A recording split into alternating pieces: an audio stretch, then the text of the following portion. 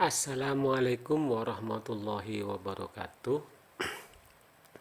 Saya Pak Nasihin akan menjelaskan tentang materi cermin cembung mata pelajaran IPA kelas 8. Cermin cembung seperti yang kita ketahui, di pinggir jalan ada ini pertigaan jalan, ada kaca yang besar.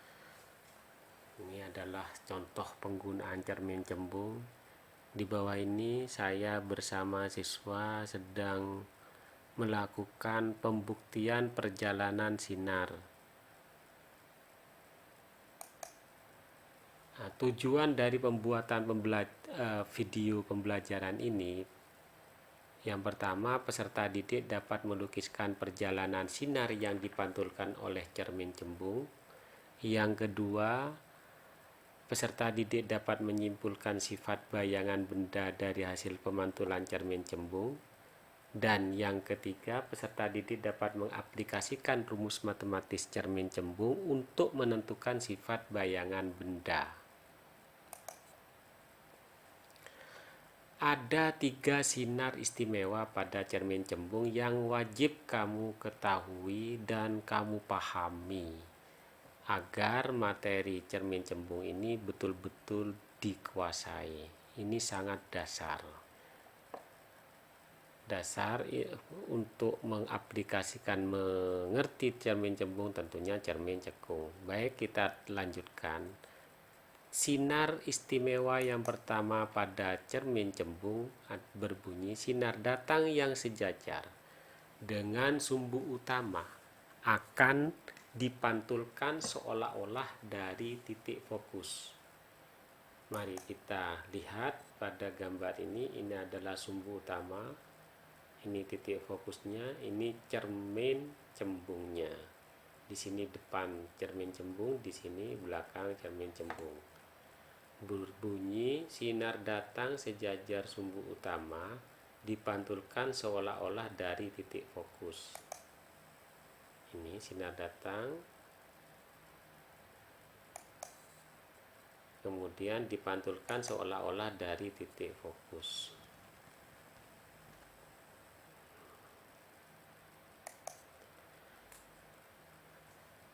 Sinar istimewa pada cermin cembung yang kedua yaitu sinar datang yang menuju titik fokus, maka akan dipantulkan sejajar sumbu utama.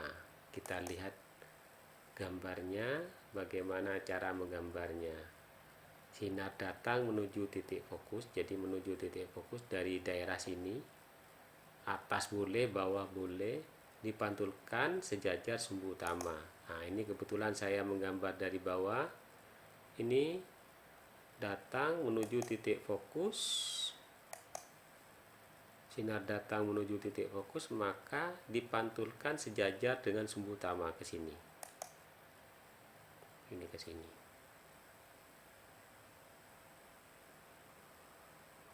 Nah, ini sinar pantulnya. Kita lanjutkan pada sinar istimewa yang nomor 3.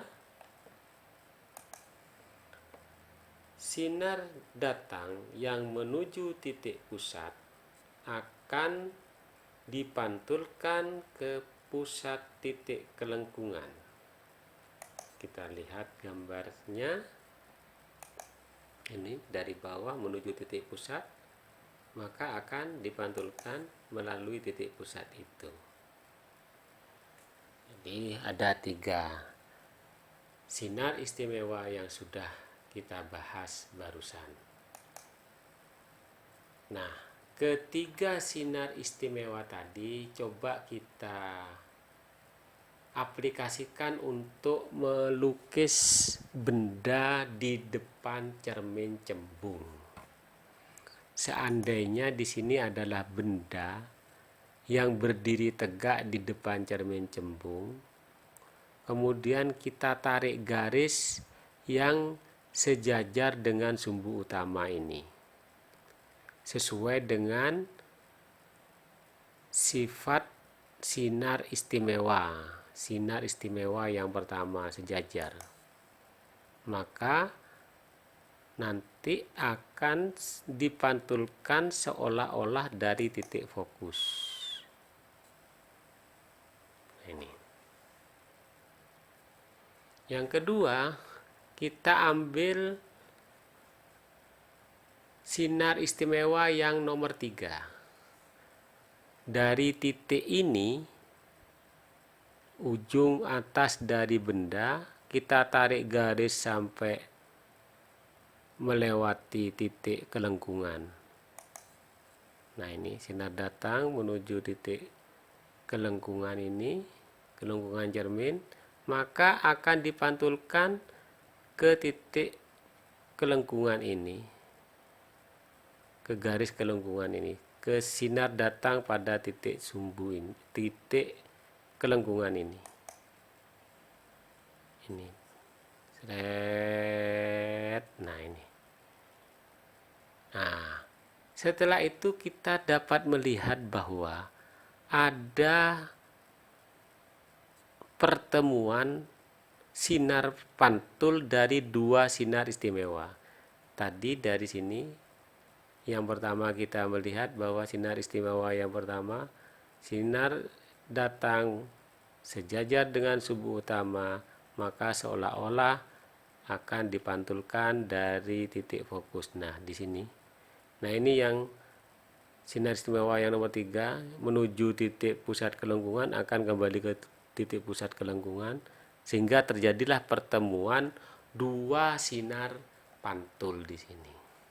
Nah, ketika sudah ketemu 2 sinar pantul, maka sinar yang kedua, sinar istimewa yang lain tidak perlu kita bahas lagi, tidak perlu kita gambar lagi, sudah mencukupi. Baru kita tarik garis di sini. Tarik garis. Nah, ini menunjukkan gambar bayangan hasil dari sinar istimewa yang sudah kita pelajari. Bagaimana sifat bayangannya? Sifat bayangannya yang pertama maya. Kenapa maya? Karena ada di belakang cermin cembung. Ini ada di belakang cermin cembung. Sifat yang kedua tegak. Nah, ini bendanya tegak ke atas, bayangannya juga tegak ke atas. Sifat yang ketiga pada bayangan ini adalah diperkecil. Sangat jelas di sini panjangnya hanya sekian. Artinya benda, panjang benda di sini lebih panjang daripada panjang bayangan, sehingga diistilahkan dengan diperkecil. Selanjutnya, bayangan benda di ruangan 1. Ini bayangan benda. Ruang 1 itu dibatasi dari cermin cembung ke titik fokus, itu ruang 1. Masih ingat ya, ruang 1, ruang 2 itu terbentuk atau ada di antara titik fokus sama titik sampai ke titik kelengkungan cermin. Ruang 3 setelahnya dan seterusnya ini. Ruang 3 terus ke kanan itu. Sedangkan ruang 4 berada di depan cermin cembung. Nah, ini saya perkenalkan ada rumus matematis cermin cembung yang sama dengan di rumus matematis cermin cekung. 1/F sama dengan 1/S0 ditambah 1/SI. Yang penting diperhatikan ada perbedaan antara cermin cembung dengan cermin cekung. Cermin cembung memiliki jarak fokus yang negatif. Begitu juga jarak jari-jari cermin cembung juga negatif. Ini harus kita betul-betul ingat, sehingga ketelitian itu kadang-kadang lemah mengingat bahwa ini cermin cembung harus fokusnya negatif karena ada di belakang cermin cembung. Titik fokus berada di belakang cermin cembung. Ini keterangannya. F itu adalah jarak fokus, S0 jarak benda ke cermin, SI adalah jarak bayangan ke cermin. Hanya simbol yang berbeda pada buku paket IPA Kemendikbud Kurikulum 2013. Di sini S0 di buku paket IPA S1. Ini SI, di buku paket IPA S2. Hanya begitu saja yang membedakan, tapi maksudnya sama. Nah, di sini ada rumus matematis pembesaran bayangan pada cermin cembung. M sama dengan H1 per H2. Apa itu H?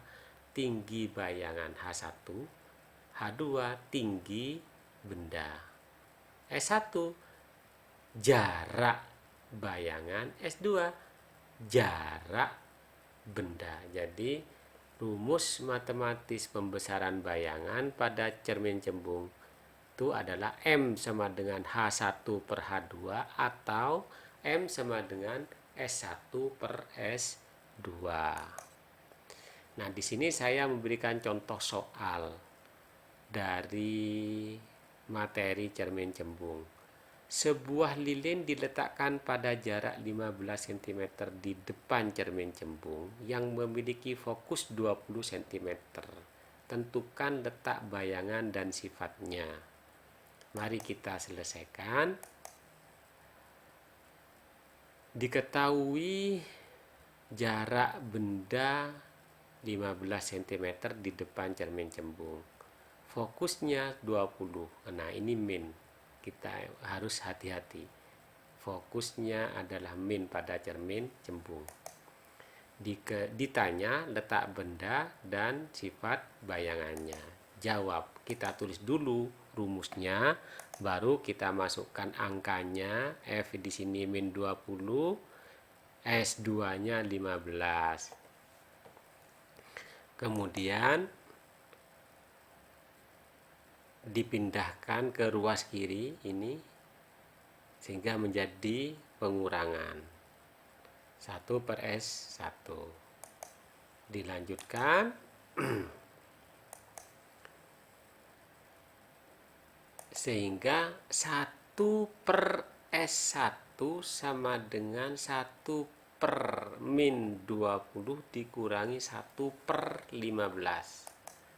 Sama dengan 1 per S1 sama dengan min 3. Ini penyebutnya disamakan 60.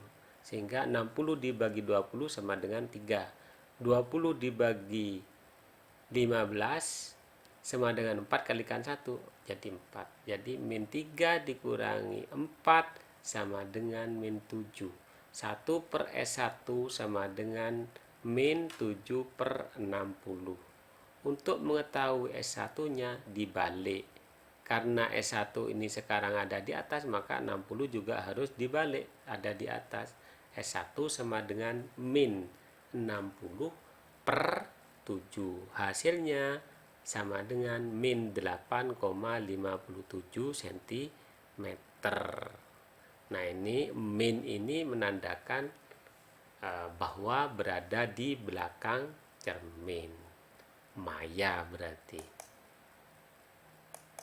Nah, disimpulkan dari hasil perhitungan itu, jadi sifat bayangan benda pada soal tersebut maya, tegak, diperkecil, terletak di antara cermin dan titik fokus, berarti di ruang 1. Sekian penjelasan cermin cembung yang tadi sudah diberikan contoh soalnya. Semoga bermanfaat. Selamat belajar. Assalamualaikum warahmatullahi wabarakatuh.